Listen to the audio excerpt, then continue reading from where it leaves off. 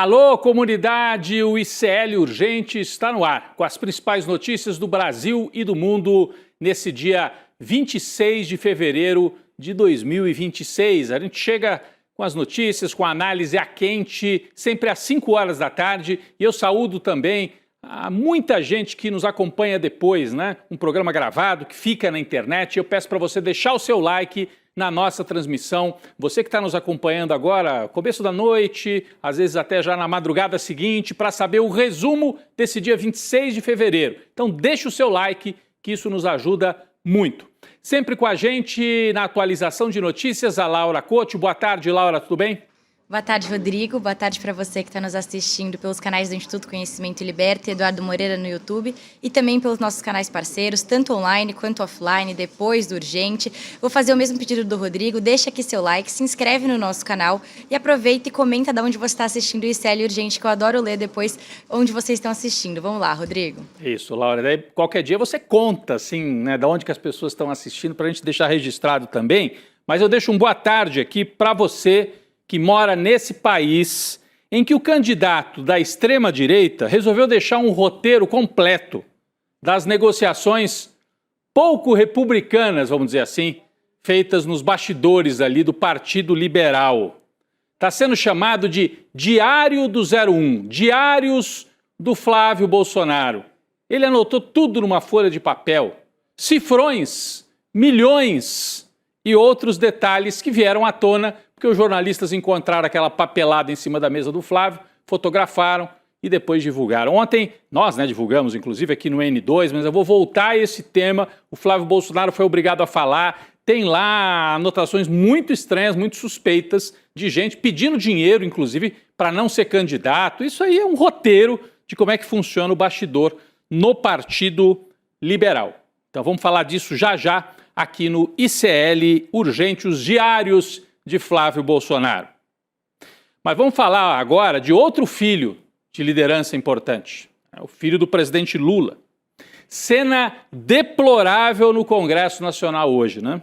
A sessão da CPMI do INSS terminou com gritaria, pancadaria, confusão generalizada, parlamentares saindo no tapa. Nós temos as imagens aí, o momento em que a turma tenta segurar o deputado Rogério Correia, do PT de Minas, deputados da direita se envolveram também, empurrão para lá, empurrão para cá. A direita estava comemorando uma votação, daqui a pouco nós vamos explicar o que aconteceu, mas terminou em pancadaria. Por isso que a nossa chamada de hoje é soco, porrada e bomba. Alguns disseram, o Rogério Correia deu um soco no deputado da direita, do Partido Novo. Depois, pela imagem, não é bem um soco, é um empurrão, mas a gente tem que olhar, né? Tem que chamar o VAR quase aqui para entender o que foi que aconteceu nessa votação lamentável, um circo armado pela extrema-direita, mais um no Congresso Nacional, e alguns parlamentares do PT ali perderam a cabeça e também houve empurra-empurra, e isso vai ser levado adiante, já houve pedido de desculpas, acho que não vai chegar a conselho de ética, mas mostra o clima em que nós estamos, guerra total no ano da eleição. O objetivo ali dessa confusão toda era quebrar, né, o sigilo bancário e fiscal de Fábio Luiz da Silva, o Lulinha, filho do presidente Lula, que está aí na tela, né?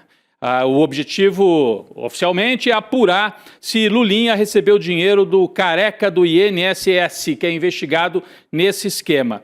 A briga, como eu disse, envolveu o deputado Rogério Correia, do PT, o relator da CPI, Alfredo Gaspar, do União Brasil de Alagoas, os deputados Evair de Mello, do PP, o Progressistas, e o deputado Luiz Lima, do Partido Novo, também no Rio de Janeiro. Os parlamentares chegaram a desferir socos, mas ninguém se feriu gravemente. Depois da confusão, a sessão teve de ser interrompida, a TV Senado até parou de transmitir. Mas, afinal, mais importante até do que essa confusão toda, é entender que ao aprovar a quebra de sigilo do filho do presidente Lula, a mesa da CPI teria cometido uma ilegalidade.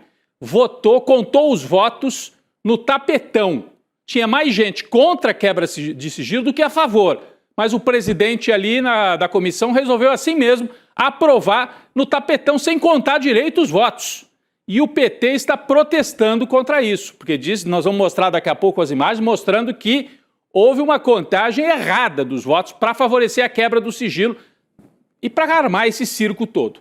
A Laura Couto tem mais detalhes sobre isso. Laura. Rodrigo, vou explicar aqui. O PT afirma que houve uma fraude na contagem dos votos para aprovar a quebra do sigilo do Lulinha, como você disse, e vai recorrer ao Alcolumbre, o presidente do Senado, para anular a decisão da CPMI e do INSS. A base governista defende que dos 21 parlamentares presentes, 14 foram contra a quebra, ou seja, a maioria. E mesmo assim, o presidente da CPMI, o senador Carlos Viana, aprovou a quebra do sigilo, dizendo que ele contabilizou só 7 votos contrários. A votação aconteceu da seguinte maneira. Eu vou pedir para o pessoal colocar na tela também para ilustrar. Quem era contra a quebra do sigilo tinha que ficar de pé. E a gente separou essas imagens que comprovam a acusação de fraude. Tem 14 parlamentares de pé, para quem não está vendo aí na imagem. Bom, então acontece, Rodrigo, que paralelamente o ministro André Mendonça, do STF, relator do processo do INSS no Supremo, já tinha autorizado a quebra dos sigilos bancários, fiscais e telemáticos do Lulinha, dessa vez a pedido da Polícia Federal. E essa autorização foi dada antes mesmo da aprovação da quebra de sigilo pela CPMI do INSS e toda essa confusão acontecer, Rodrigo. Muito bem, Laura. Enquanto você falava, a nossa equipe foi colocando na tela a imagem dos deputados e senadores que ficaram contra a quebra do sigilo. Eu vou virar para cá para a gente mostrar de novo no telão. Então a votação foi assim. Quem for contra a quebra de sigilo, fique de pé. 14 deputados e senadores se levantaram. Ó, você está vendo aqui, ó, 1, 2, 3, 4 nesta imagem. Depois vamos 5, 6, 7, 8, 9, 10. E vamos para a última tela, 11, 12, 13, 14 deputados e senadores contrários à quebra do sigilo de Lulinha. E são contrários porque houve uma manobra da oposição de extrema-direita, havia 80 pedidos de quebra de sigilo e eles queriam aprovar só do Lulinha. O pessoal disse ou aprova de todo mundo ou rejeita de todo mundo para não virar uma perseguição apenas contra uma pessoa. 14 se manifestaram contra e 7 a favor, os que ficaram sentados. Mas a mesa da comissão cometeu uma espécie de golpismo e não contou direito os votos e falou, não, eu estou vendo aqui e tal, tem 7 para lá, 7 para cá. E houve quebra do sigilo aprovado na base do tapetão, segundo a bancada próxima ao governo Lula. Então é nesse momento que nós estamos. E há um pedido, então, para que o Alcolumbre simplesmente cancele essa votação que teria acontecido de maneira ilegal. O presidente Lula já disse, se o filho dele fez alguma coisa errada, que pague. E a Polícia Federal está investigando. E o André Mendonça, a Laura acabou de trazer a informação, o ministro do Supremo, também já autorizou a Polícia Federal a investigar o filho do presidente Lula. Veja, no governo do Jair Bolsonaro, lembra que ele fez até aquela reunião com o Moro e queria mexer na Polícia Federal para não investigarem os filhos dele, Bolsonaro? O Lula está dizendo, a Polícia Federal que trabalhe. Se tiver que investigar o Lulinha, investigue. Se aprontou alguma, que pague. Isso é uma coisa. E a Polícia Federal está fazendo o trabalho, coordenado, inclusive, pelo André Mendonça, ministro do Supremo. Isso é uma coisa e tem que ser feito. Agora, armar um circo desse na CPMI para investigar só o filho do presidente, sendo que os filhos do Bolsonaro aprontaram de tudo, compraram mansão sem recurso, inclusive o Flávio.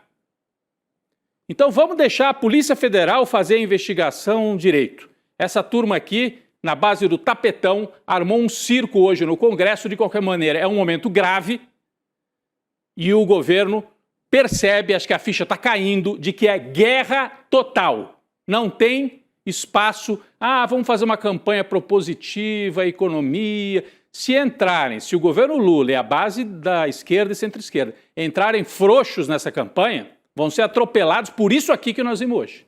Então, é guerra total e se tiver alguém que fez coisa errada do lado aí do governo e tal, que seja investigado. Que seja investigado. E até, não sou eu que estou falando, o presidente Lula também já falou sobre isso. Bom, vamos falar de outros assuntos importantes aqui na pauta política. O Centrão contra o povo, mais uma vez, tentando barrar o projeto para acabar com essa escala 6x1. Existe esse projeto, que é do governo Lula, para acabar com a escala 6x1. Uma parte do Centrão, aliada aos empresários e à mídia, está tentando bombardear e não deixar diminuir a escala de trabalho no Brasil. Bom, personagem da rodada, não tem isso no futebol, né? O craque da rodada, só que é o contrário. o pangaré da rodada dessa vez, é esse aqui, ó, presidente do Partido Republicanos. Ele disse barbaridades nessa entrevista aqui para a Folha. Diz que a escala 6x1 não deve ser aprovada porque ócio demais, o fim da escala, né? Ócio demais faz mal para o pobre. O pobre não sabe o que fazer com o seu momento de lazer. Quem diz isso é um presidente de partido, deputado, que vem da Igreja Universal do Reino de Deus. Esse é o Marcos Pereira. Está acostumado a levar na lábia o pessoal lá, né? Não sei se ele acha que ele está na igreja dele. Agora, dizer que o pobre não pode ter ócio, não pode ter um momento de lazer, porque não vai saber o que fazer com o lazer, não tem nem dinheiro para isso. Que declaração cafajeste, né? Que declaração absurda desse deputado e mostra como essa pauta mexe com a turma do andar de cima. Eles não querem de jeito nenhum que o trabalhador tenha um pouquinho mais de tempo para a família dele. Marcos Pereira, ele é o presidente do partido ao qual pertence Tarcísio de Freitas, governador de São Paulo. Ele falou vários absurdos nessa entrevista. A Laura vai trazer o resumo aí pra gente. Laura, por favor. Rodrigo, foi exatamente isso que você falou. O deputado Marcos Pereira disse que com o fim da escala 6x1, o trabalhador vai ficar mais exposto a drogas e a jogos de azar, já que vai ter mais tempo de folga. E nas próprias palavras do presidente do Republicanos, o ócio demais faz mal. O Marcos Pereira ainda questionou o seguinte: qual é o lazer de um pobre numa comunidade ou num sertão lá no Nordeste? Segundo ele, se as pessoas tivessem condições de fazer lazer, a demanda do fim da escala 6x1 seria válida, mas o povo não tem dinheiro. E essa fala acontece depois do presidente do Partido Liberal, Valdemar Costa Neto, e do presidente do União Brasil, Antônio Rueda, falarem que vão dar a vida para barrar o projeto na CCJ, porque, segundo eles, não vai ser fácil para os empresários o fim da escala 6x1, Rodrigo. É isso, você tem 300, 400 deputados que são bancados pelos empresários e estão ali como despachante dos interesses dos empresários. Agora, não vai ser tão fácil como eles estão achando barrar esse projeto do fim da escala 6x1. Não adianta o Marcos Pereira vir dizer: o cara lá no sertão do Nordeste, o que ele vai fazer com o horário de folga? Mas que preconceito, que negócio absurdo, né? E o Marcos Pereira sabe o que fazer com o horário de folga. O Vorcaro sabia bem o que fazer com o horário de folga. Ia fazer festinha lá em Trancoso, né? Agora, se o povo lá no sertão do Nordeste quiser fazer a festa que quiser, festa popular, não pode? Só o Vorcaro pode fazer festa convidando político lá em Trancoso ou empresário? Bom, o presidente da Câmara dos Deputados, Hugo Mota, está trabalhando para acelerar a votação da pauta. O Mota afirmou que planeja colocar a proposta do fim da escala 6x1 em votação até maio. Segundo ele, há ambiente político para a aprovação da medida. O presidente da Câmara comparou a resistência que existe a essa proposta ao discurso contrário à abolição da escravidão. Você sabe, né? Que os jornais, uma parte da elite dizia: não, abolir a escravidão, isso vai gerar baderna. E o direito à propriedade do proprietário que é dono do seu escravo? Essa discussão aconteceu no Brasil no século XIX. E agora, está dizendo o Hugo Mota, eles estão no mesmo debate. Não pode, o povo não vai saber o que fazer com o seu horário de folga. Pelo amor de Deus, como diz o Chico Sá aqui no N2. Né? Pelo amor de Deus. Bom, vamos falar de um outro personagem da extrema-direita. Personagem central. As anotações são minhas, mas eu só estava anotando a ideia dos outros. As ideias não eram minhas, eu estava botando no papel o que os outros estavam me dizendo. Acredite se quiser. Essa foi a desculpa que o senador Flávio Bolsonaro usou para explicar o vazamento do seu Diário das Eleições, o Diário do 01, né, que foi exposto ontem e hoje continua sendo notícia em Brasília e em todo o Brasil. Laura, traz pra gente aí os detalhes, o que o Flávio explicou, se é que conseguiu explicar. Rodrigo, parece que o Flávio tá aprendendo a jogar a culpa nos outros igual o pai dele faz, né? Olha só o que ele disse hoje sobre esse vazamento, abre aspas. Liguei para muita gente, falei com muita gente pelo telefone para tratar de diversos estados dos palanques nossos, a governo, ao Senado, pelo país. Então as pessoas iam conversando comigo, me indicavam alguma coisa e eu anotava no papel. Um papel como esse, né, que estava fechado ali em cima da mesa, onde depois eu fui dar uma coletiva para falar do Rio de Janeiro, saía da sala e voltava. E em um desses momentos, algum coleguinha de vocês pegou, abriu o papel e tirou foto das minhas anotações que eu havia feito. Rodrigo, ele está aí acusando algum jornalista.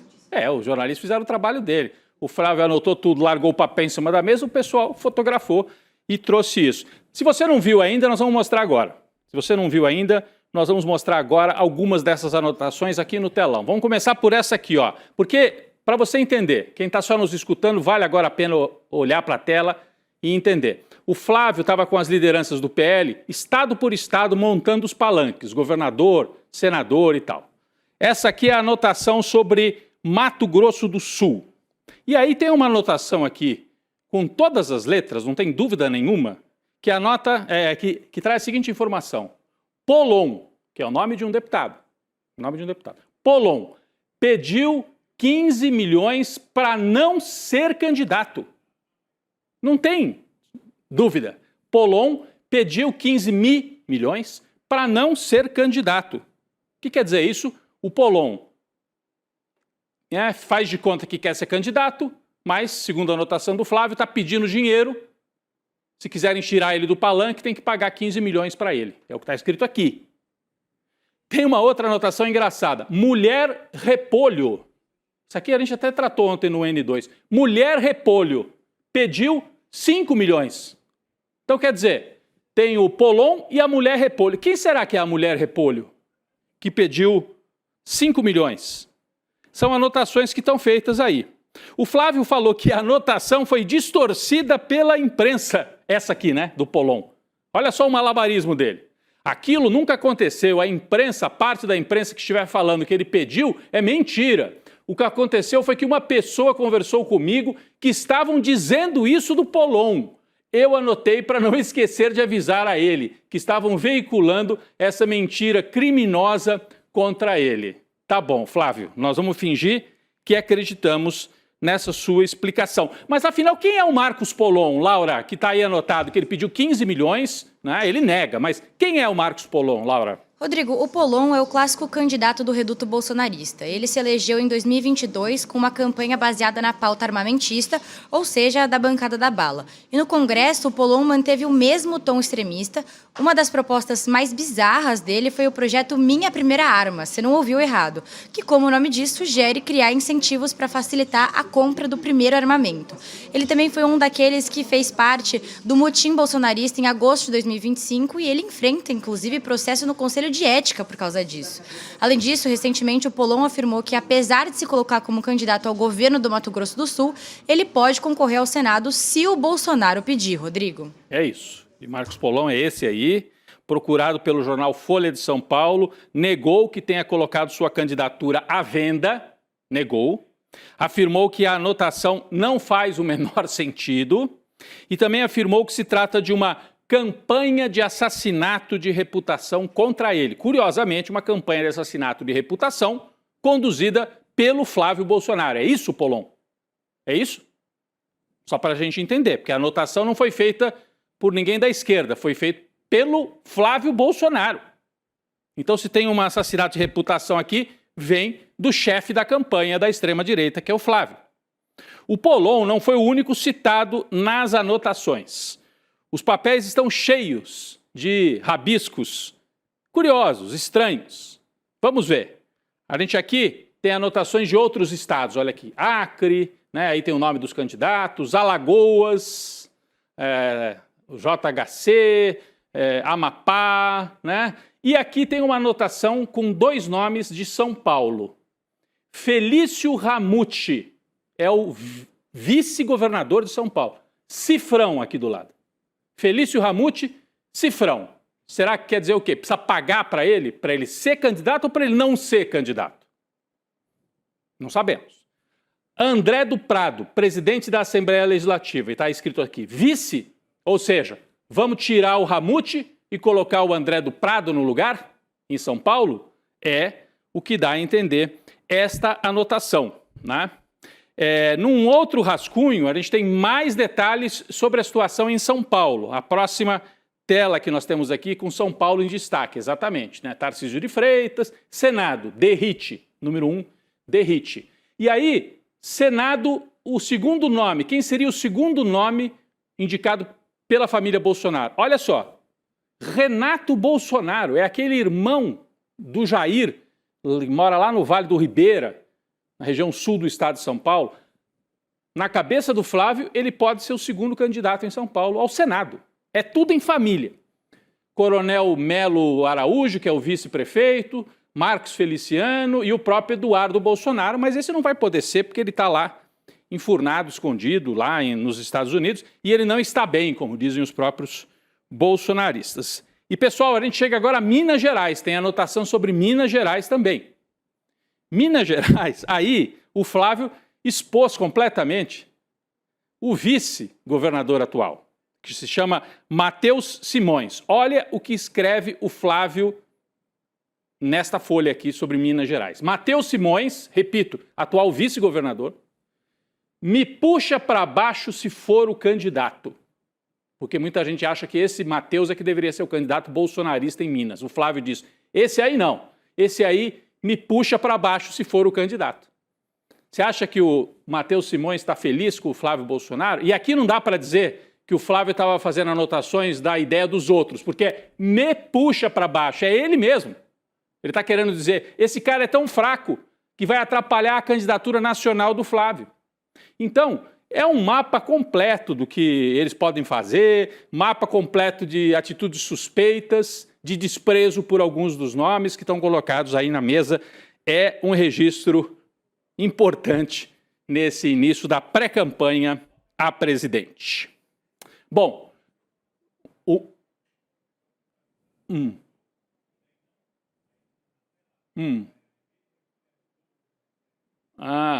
mulher... Ontem, muita gente colocou como mulher repolho. Algumas pessoas entendem que pode ser a mulher do Rodolfo.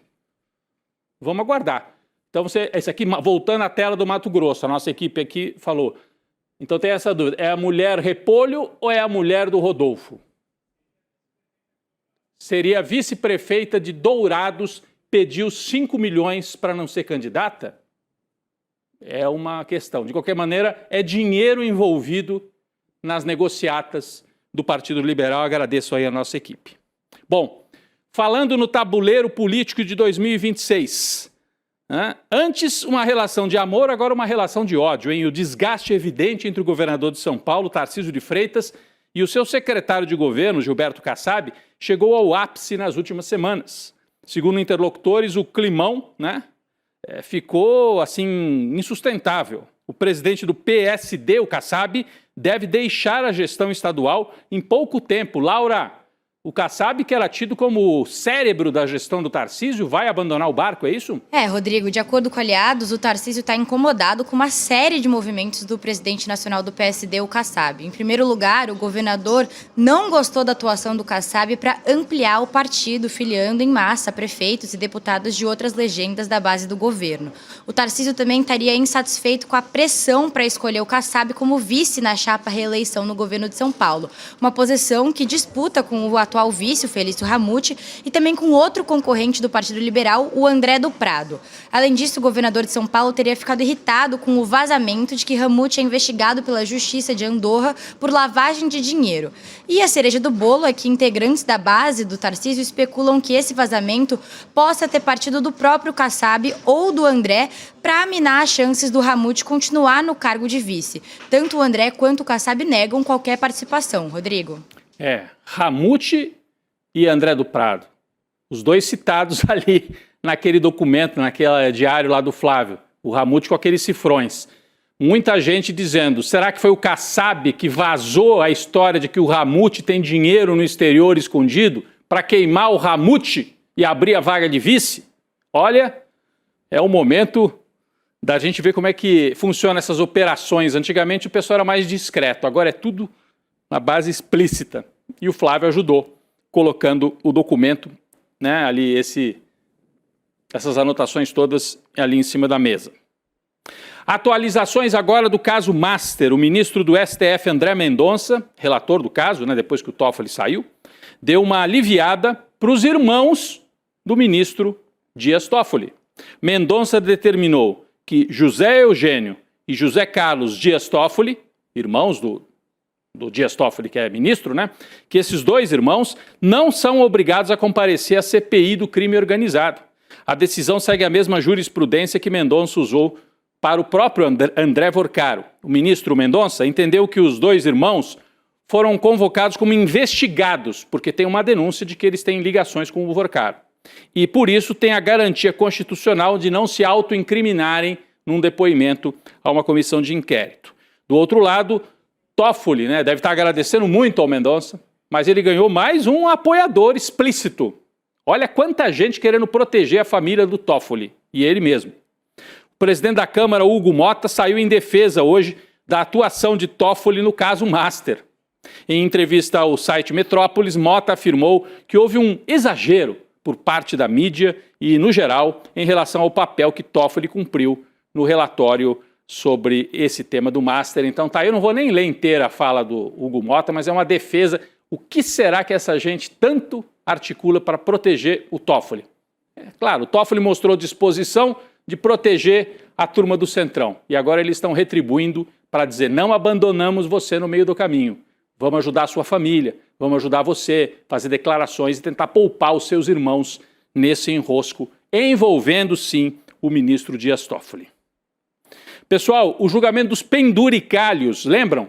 O ministro Flávio Dino tinha baixado uma norma para acabar com os penduricalhos, o plenário do Supremo ia se reunir, acabou sendo adiada essa reunião de todo o plenário para março, ficou para o dia 25 de março, ia ser ontem, né? Ou hoje, e acabou sendo adiado. É o Supremo querendo ganhar tempo, porque há um clima também aí nos bastidores, muita cobrança, juízes insatisfeitos de ter que abrir mão dos penduricalhos, dos ganhos a mais, que elevam os salários a mais de 100 mil, 150 mil, muito acima do teto. Então ficou para o dia 26 de março esta decisão no plenário do Supremo. Bom, se no STF existe caça aos penduricalhos, pelo menos da parte do Flávio Dino, no Congresso é um salve-se quem puderem. O Centrão, sempre ele, quer evitar qualquer discussão na Câmara sobre os benefícios ilegais, porque o Dino está dizendo a Câmara e o Senado têm que votar uma lei para regular essa bagunça. E o Centrão disse, não, só vamos fazer isso se o governo Lula também entrar, porque não vamos nos desgastar sozinhos. É isso, Laura? Rodrigo, o pensamento é simples. Caso alguma decisão acontecer, o Congresso não quer se queimar sozinho. E a memória das pessoas é curta, mas a Câmara ainda tem aquele trauma do que aconteceu com a PEC da bandidagem, né? A PEC da blindagem. O jeito, então, que eles resolveram é impedir uma segunda bomba no Congresso em um ano eleitoral, que com certeza iria cair no colo do Centrão, o grupo que mais tem rabo preso com a questão dos penduricalhos e também dos supersalários. Mas tem uma saída. Os líderes de partidos do centro afirmam que a única maneira de aceitarem essa discussão antes da eleição é com a participação direta do governo Lula. A avaliação é de que essa é a maneira de dividir com o Planalto um eventual desgaste em termos de opinião pública e também impedir uma campanha do PT ou da oposição no molde aquele nós contra eles, Rodrigo. Exatamente, Laura. E nesse momento desse nós contra eles, supostamente, que não tem nada de nós contra eles, é querer botar um pouco de ordem nessa bagunça generalizada. Tem gente que acha que o tema é espinhoso e tem gente que não está nem aí, fala o que dá na telha. Olha só, a presidenta da Associação Brasileira de Magistrados do Trabalho resolveu defender os penduricalhos abertamente no Supremo. Vamos ver um trecho do que disse a juíza, defendendo que juiz tem que ganhar mesmo. Benefício acima do teto constitucional. Vamos ver. Existe uma coisa, ministro Dino, ministro Fachin, que se chama remuneração indireta, que é a estrutura de trabalho. E aqui a gente precisa falar sobre isso, né? Ou precisa falar sobre esse Kevin, né? Aqui na Suprema Corte, que é o quê? As condições remuneratórias indiretas da magistratura são diferentes entre si. Que pagamentos são esses? Juiz de primeiro grau não tem carro, paga do seu próprio bolso o combustível, o carro financiado, enfim, não tem apartamento funcional, não tem plano de saúde, não tem refeitório, não tem água e não tem café, ministro Dino. No primeiro grau não tem. Nós pagamos, eu, pelo menos, quando estava na ativa, pagava o meu junto com a minha equipe, né? Isso fala assim, o que tem isso, Cláudio? Tem sim, porque isso é indireto. O subsídio que é 46, que cai para uns 24 líquido, né, porque a imprensa só coloca o bruto, não coloca ali o que fica para a Previdência Social e para o imposto de renda. Não coloca exatamente que, para o juiz de primeiro grau, esse valor nominal é completamente diferente para um ministro ou para um desembargador. O desembargador também não tem quase nada a não ser um carro. Não tem mais nada também. Mal tem um lanche, pelo menos no Rio de Janeiro, eu não estou sabendo mais dos lanches. Então, não tem nada. Não tem nada. Mal temos um lanche. Falou isso na sessão do Supremo Tribunal Federal. Melhor ouvir isso do que ser surdo. Laura, obrigado pela participação ao vivo aqui com a gente. Obrigada, Rodrigo. Até amanhã. É isso, pessoal. E hoje um dia importantíssimo aqui. É hoje, hein? O lançamento do Oráculo ICL. Daqui a pouco, Eduardo Moreira, 8 da noite, vai estar nesse estúdio aqui do ICL para lançar essa ferramenta que permite a você acessar todo o material que está lá na nossa plataforma. Todo o material que está lá. Então, palestras, cursos. Você coloca o tema que te interessa e a plataforma te leva para todo esse manancial, esse grande arquivo do ICL. Então, como é que você vai participar desse evento de hoje, Oráculo ICL? Digitando iclurgente.com.br. Isso está aqui, ó, iclurgente.com.br. Você vai, assiste o Edu, tenho certeza que você vai querer assinar, porque é uma ferramenta sensacional. Tá feito o convite, 8 da noite hoje, Eduardo Moreira lança o Oráculo ICL. Vem aí o N2 com mais informação, o ICL Urgente volta amanhã. Valeu, gente.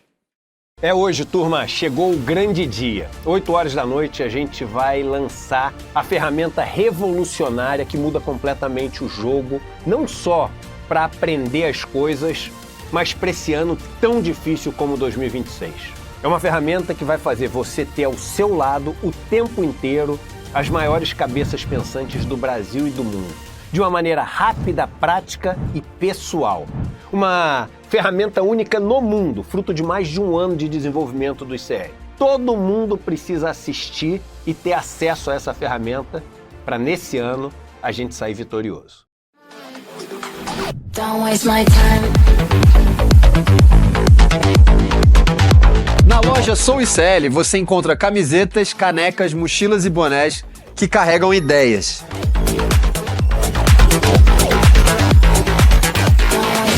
Produtos com propósito para quem acredita em justiça, consciência e transformação. Vista, use, leve a luta com você. Acesse souicl.com.br e escolha o que representa você. ICL, souicl.com.br, tá tudo lá.